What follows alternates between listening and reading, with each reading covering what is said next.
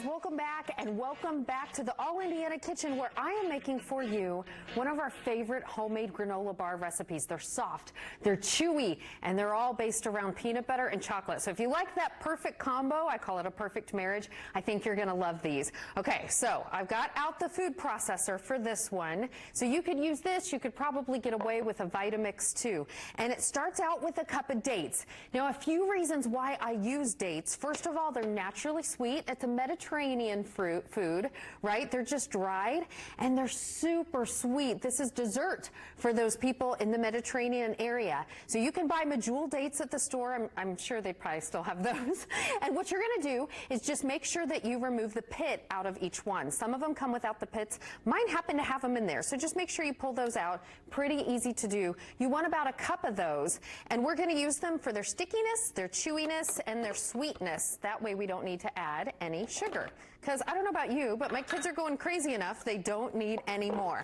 So these are super nourishing bars that are also gluten-free. So you put those into the food processor, you let the food processor do the work, and it's going to process or break down those dates into little bits. Okay, again, you guys know me. I'm not going to bore you with the whole process of the food processor part, but I've got the complete instructions for you.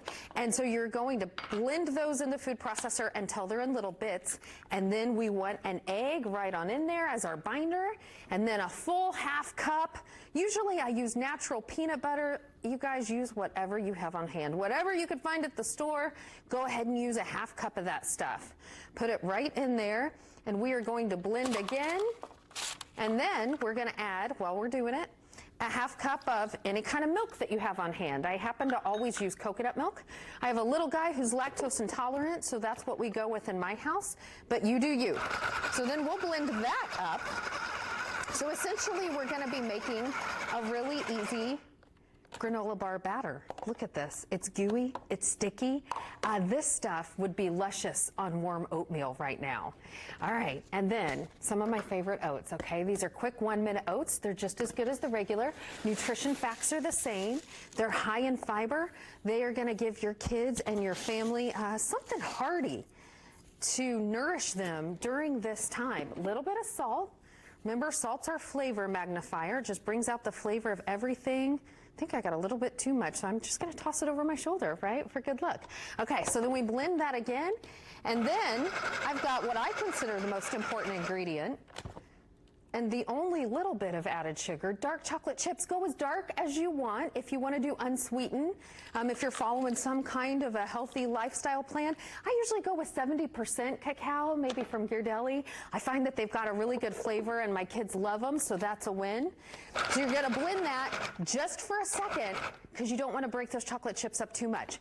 Get your oven to 350, and then what you're going to do is take an 8x8 pan. I love to crisscross parchment paper. Look, somebody taught me this secret. That way, once you get your batter totally in and you bake them for 30 minutes, you can easily lift them out of the pan. So just spread this wonderful, beautiful mixture down, okay?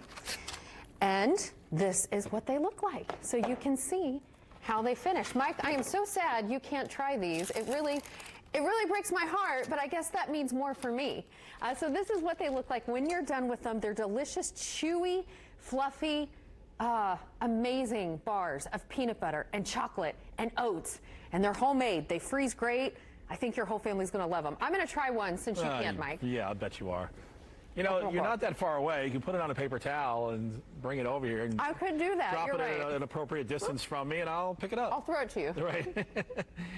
All right, now, so thank you.